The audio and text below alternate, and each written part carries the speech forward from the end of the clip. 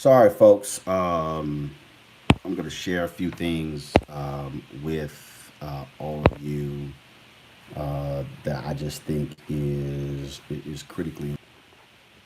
Okay, so I'm back. So I've been busy today speaking North Carolina Central, and um, and so I was getting caught up on all this back and forth. So yesterday I saw the story that was reported that Travis Scott and Colin Kaepernick had a conversation about him performing at the Super Bowl.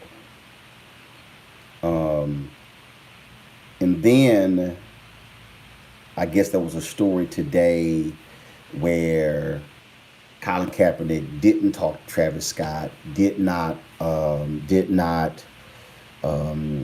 give him his blessings to perform. And here's what is troubling me. What is troubling me is that when you got sports folks fighting entertainers, entertainers fighting journalists, social activists, and it's all this stuff.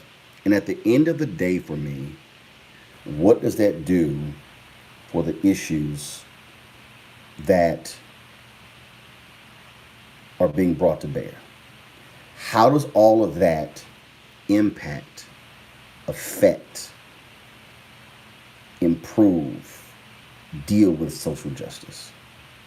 Okay?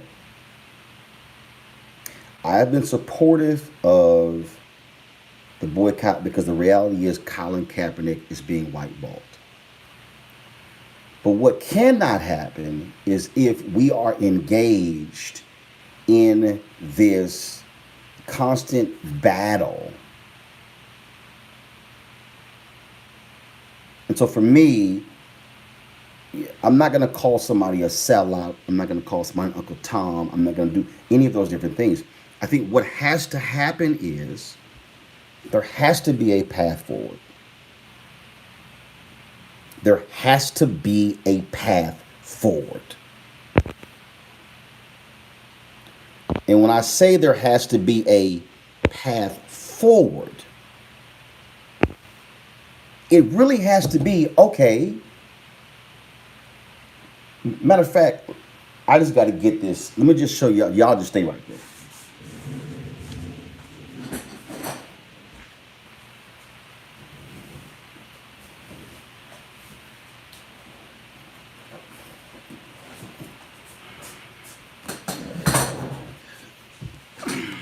This is one of the most important books that exist. Dr. King's book, Chaos or Community, Where Do We Go From Here? Okay, let me repeat that again. The book is called, actually, Where Do We Go From Here? Chaos or Community.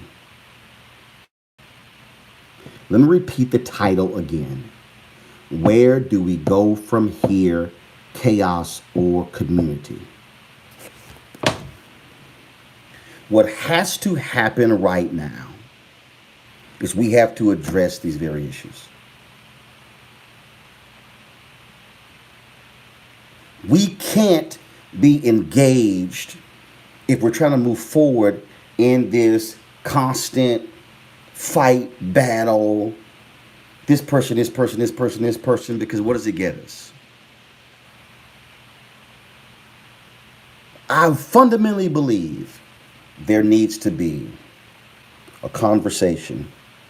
This is where, when you talk about why you sit down and you address these issues. Folks, I've studied the civil rights movement. And what people don't understand is that there were these vigorous debates that existed between Dr. King, between Thurgood Marshall, between SNCC, between CORE, between all of those people, and they had battles, and they sat down, and they went back and forth, they hashed things out, and they it was all of this sort of stuff. I don't know what the hell this light is. It was all of these things that they were doing. But the whole point of it was to say, let's get into a room, hash out whatever differences we may have with each other, and sort it out.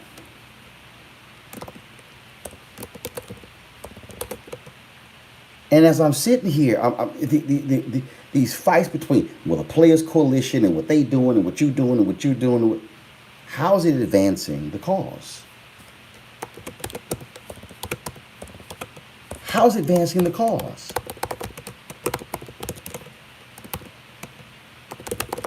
I'm frustrated.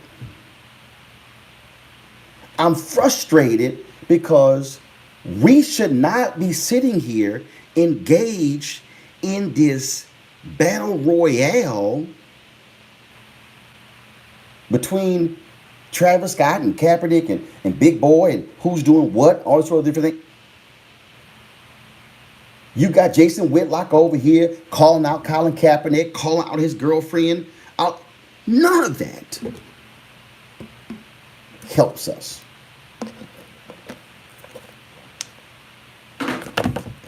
It is chaos. It is chaos.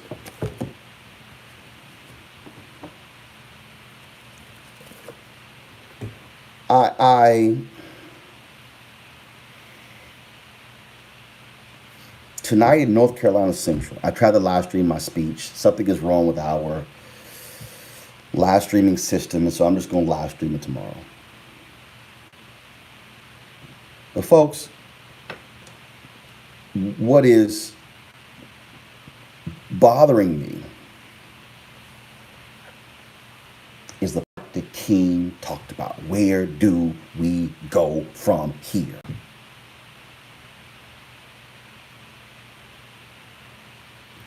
Where do we go from here?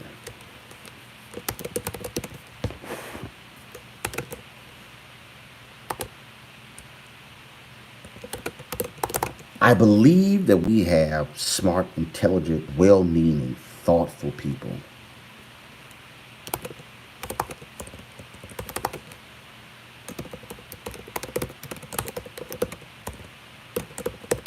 And I know for a fact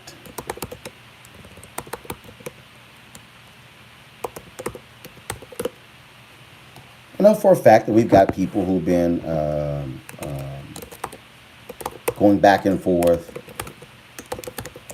on this whole issue of, do I watch the NFL? Do I watch the playoffs? Do I watch the Super Bowl? And I'll be honest with y'all.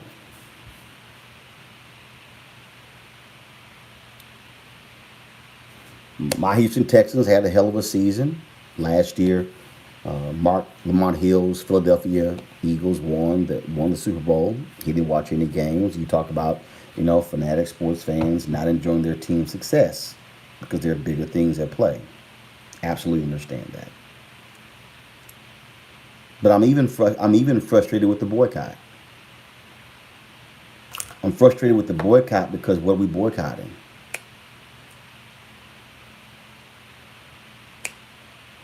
Oh, let me be as honest with y'all as possible. And I just want you to understand this. Last year, I said, who's leading the boycott? What's the organizing principles? Different folks were out there. Okay, I got it. This year, I said the same thing. What's going on? What's going on with the boycott? Why did I say that? I said that because when you are doing something, it has to be organized. When we are doing something, it has to be channeled. There has to be a plan of action. I want y'all to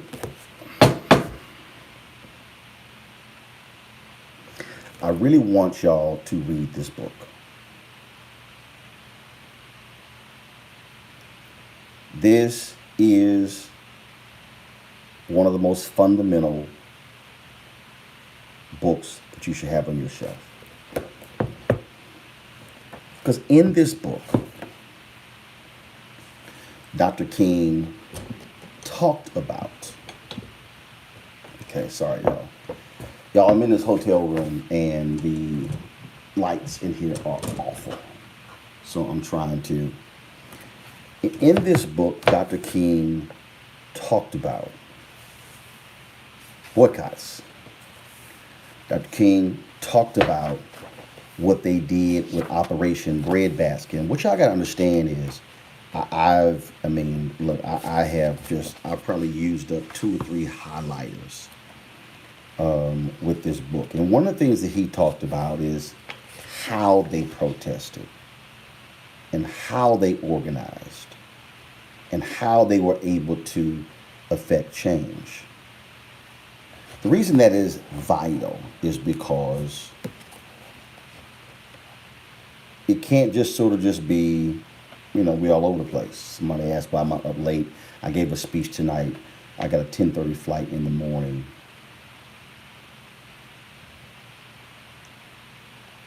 But mass movements and actions means that we must be in a situation where we are having a direct impact on making changes. And I don't think us sitting here watching people go at each other on social media over this whole issue helps us in any way. I don't believe sniping at each other or taking sides helps us anyway. I've texted Colin Kaepernick when I saw the story. I had not heard back from him. I texted him about the Travis Scott story because I was curious if they had talked, if that was true. I had hit him up. Had not heard back from him. I saw the post on Instagram of Nessa, his girlfriend, and I saw it.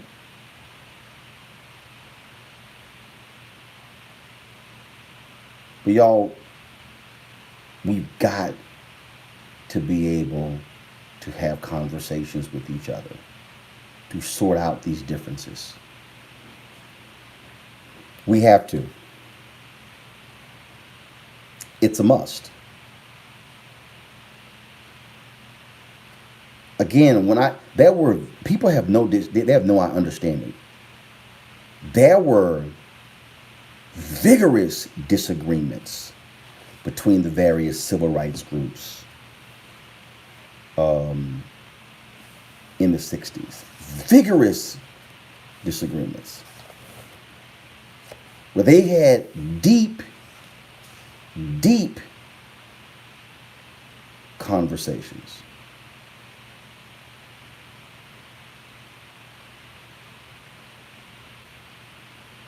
But they actually put one another in the rooms and they were able to dialogue. When this NFL season is over, there needs to be a meeting of the Players Coalition, Colin Kaepernick,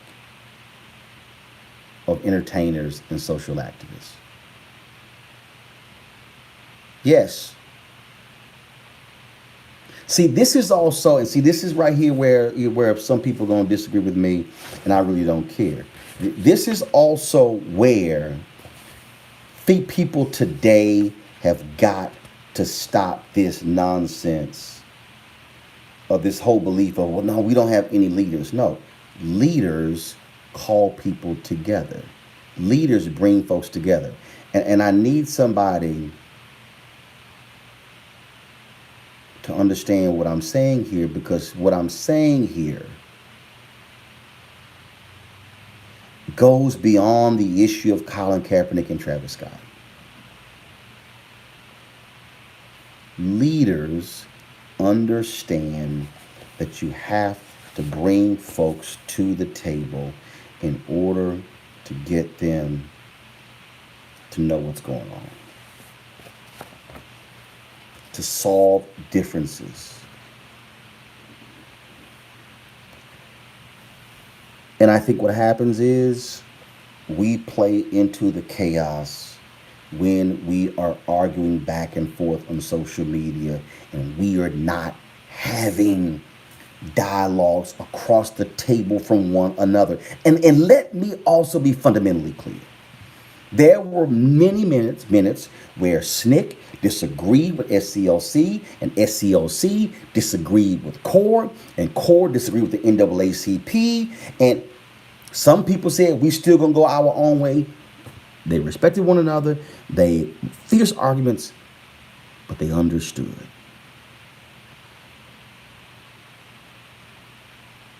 What the bigger picture here is. And what we cannot allow is we cannot allow this to turn into a sideshow. We cannot allow what started off as a protest of police brutality to turn into a laughingstock. We cannot.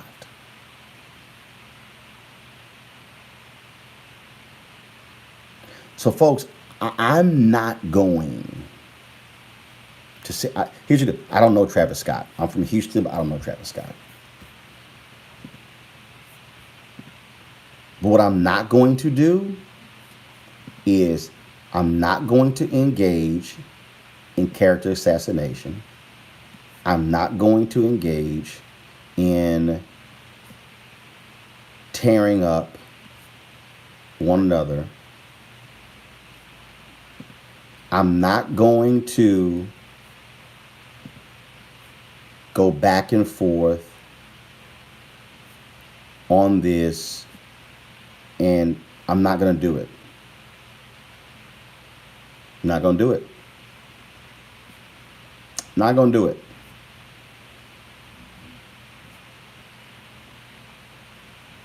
Because what I need us to do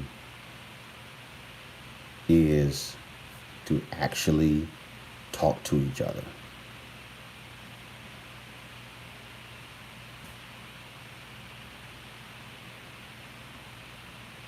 Not going to do it. I'm not going to do it, and I don't want you to do it.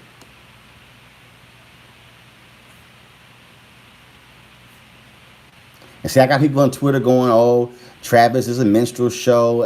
Oh, he dating a Kardashian. I don't care. I don't care.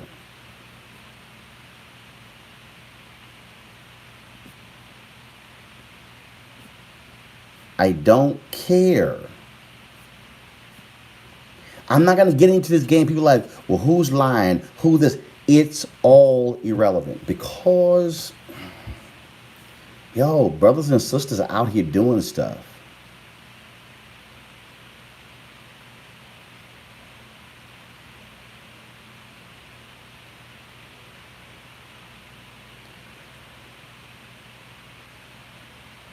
Everything that we have seen over the last 51 years, King lays out in this book. I just want y'all, I'm just going to read this for y'all.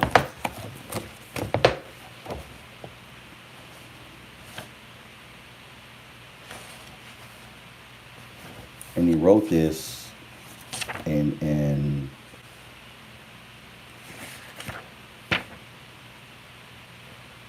not only does he deal with where we go, he also deals with alliance politics. He also deals with how do we work with one another.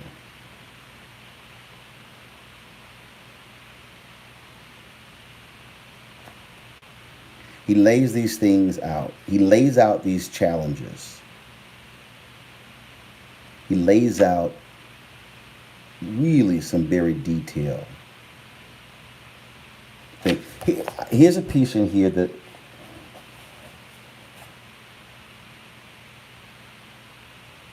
listen to me right here. King writes on page 132. This plea for, matter of fact, I'm going to take it back.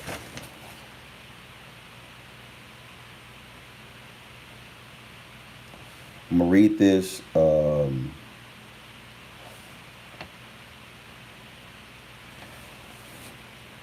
He says, a second important step that the Negro must take is to work passionately for group identity. This does not mean group isolation or group exclusivity. It means the kind of group consciousness that Negroes need in order to participate more meaningfully at all levels of the life of our nation. Group unity necessarily involves group trust and reconciliation. Let me start that again. Group unity necessarily involves group trust and reconciliation. One of the most serious effects of the Negro's damaged ego has been his frequent loss of respect for himself and for other Negroes. He ends up with an ambivalence toward his own kind. To overcome this tragic conflict, it will be necessary for the Negro to find a new self-image. Only by being reconciled to ourselves will we be able to build upon the resources we already have at our disposal. Too many Negroes are jealous of other Negroes' successes and progress. Too many Negro organizations are warring against each other with a claim to absolute truth. The Pharaohs had a favorite and effective strategy to keep their slaves in bondage. Keep them fighting among themselves. The divide and conquer technique has been a potent weapon in the arsenal of oppression, but when slaves unite, the Red Seas of history open and the Egypts of slavery crumble. This plea for unity is not a call for uniformity. Listen to what I just said. This plea for unity is not a call for uniformity. There must always be healthy debate. There will be inevitable differences of opinion. Listen, y'all, this is what King writes. This plea for unity is not a call for uniformity. There must always be healthy debate. This book I'm reading is Where Do We Go From Here? Chaos or Community, Reverend Dr. Martin Luther King's last book. There will be inevitable differences of opinion. The dilemma that the Negro confronts is so complex and monumental that its solution will of necessity involve a diversified approach. But Negroes can differ and still unite around common goals. Let me repeat what I just said. But Negroes can differ and still unite around common goals.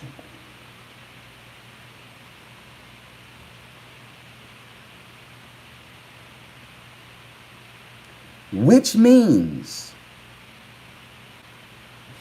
that a Travis Scott or Big Boy can choose to perform yet still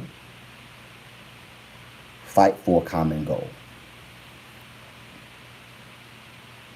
Furthermore, if the reports are true that Jay-Z was trying to get Travis Scott not to perform, then what is required is for Jay-Z to come out and publicly state why he doesn't believe African-American entertainers should come out. I also believe that Colin Kaepernick should be more vocal and visible.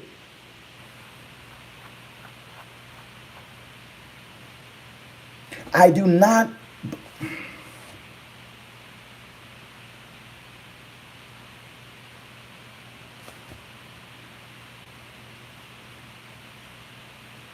but Negroes can differ and still unite around common goals.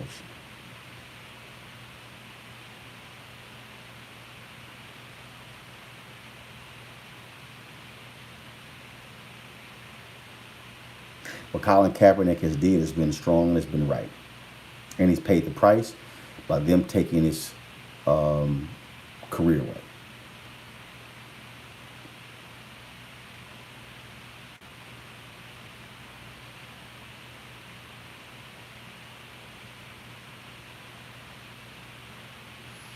Eric Reed is right. Kenny Stills is right. Malcolm Jenkins is right. Doug Baldwin is right.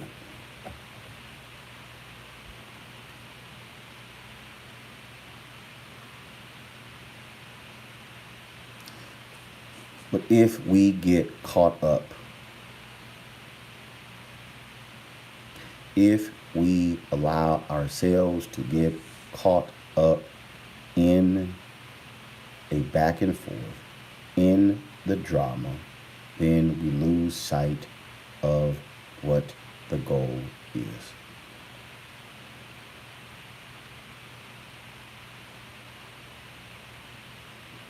I ask of you not to go down that narrow, winding, destructive road of self-hate.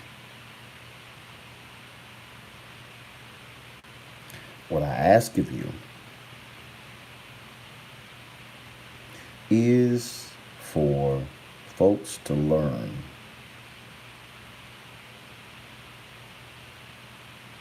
that is critically important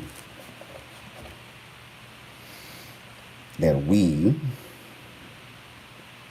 learn to have healthy differences of opinion and not hate one another.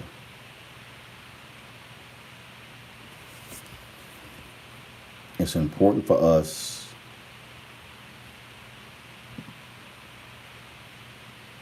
to understand that it is a larger battle. It's important for us to move the dialogue into a space, into a place where we are able to folks to fully understand what is going on, why it is happening,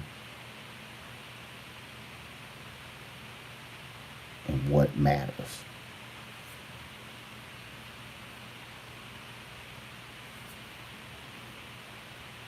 Police brutality is real.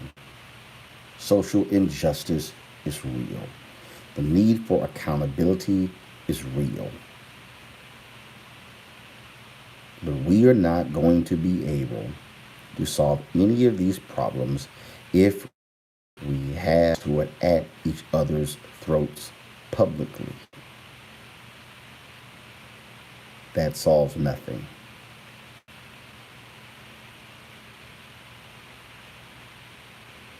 My frustration is because if you take the powerful platforms, I just got to read one more for y'all because I just need y'all. I had no intentions on doing this video. I had no intentions on doing this. Yesterday was the 90th birthday of Dr. King. Tonight, I gave an hour-and-a-half lecture at North Carolina Central. I should be asleep.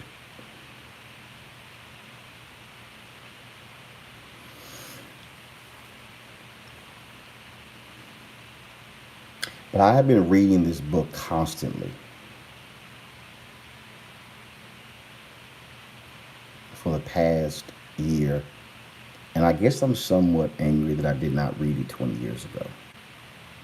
I want you to also understand, Dr. King wrote this book in 1967. He was killed April 4th, 1968. This book was not published for 10 years after his death. I wonder why. I want to read this to y'all because I think this is so important.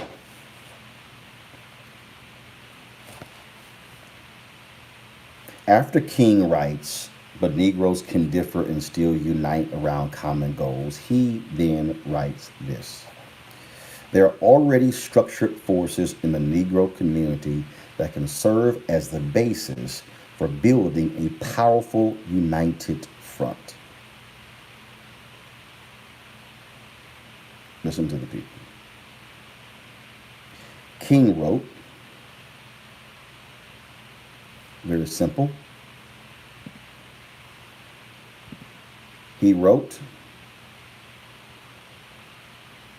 there are already structured forces in the Negro community that can serve as the basis for building a powerful united front. The Negro Church, the Negro Press, the Negro fraternities and sororities, and Negro professional associations. He said point blank, we must admit that these forces have never been given their full resources to the cause of Negro liberation. There are still too many Negro churches that are so absorbed in a future good over yonder that they condition their members to adjust to the present evils over here. Too many Negro newspapers have veered away from their traditional role as protest organs agitating for social change, and have turned to the sensational and the conservative in place of the substantive and the militant. He said, the militant.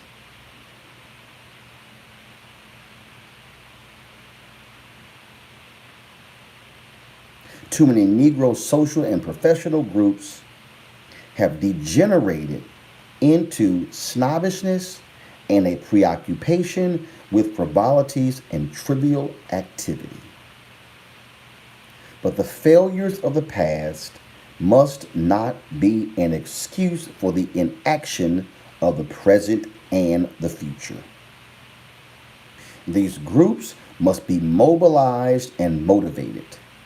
This form of group unity can do infinitely more to liberate the Negro than any action of individuals. We have been oppressed as a group, and we must overcome the oppression as a group. Let me say that again.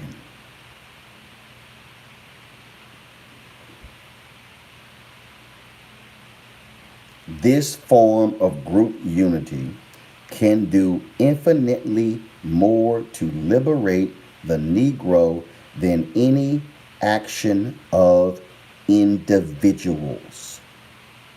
We have been oppressed as a group, and we must overcome that oppression as a group.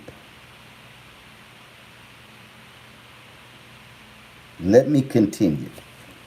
Through this form of group unity, we can begin a constructive program which will vigorously seek to improve our personal standards. It is not a sign of weakness, but a sign of high maturity to rise to the level of self-criticism.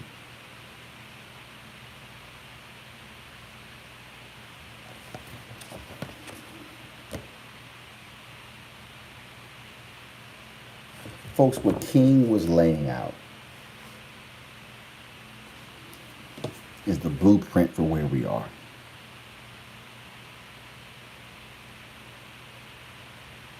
It's the blueprint for where we are. This book is called Where Do We Go From Here? Chaos or Community. I dare say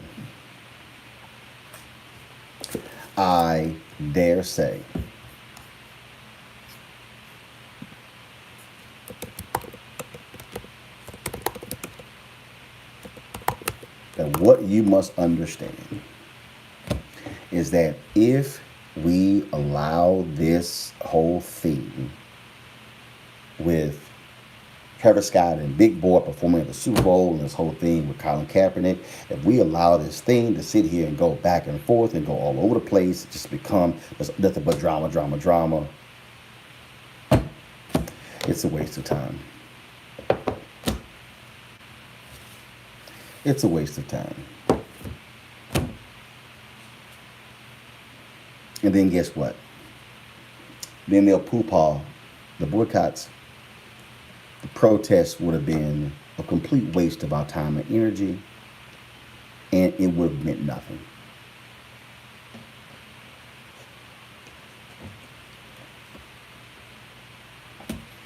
Folks,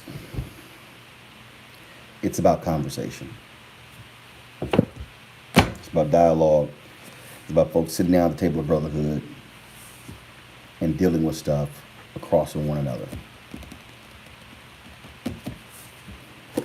I just had to get this stuff off my chest, share it with folks.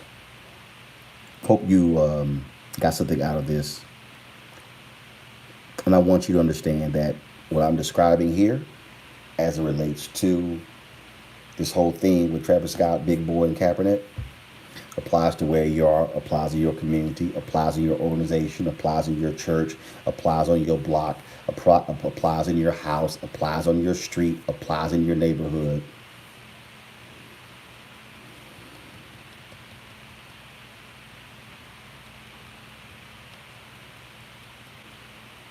Infighting never helps.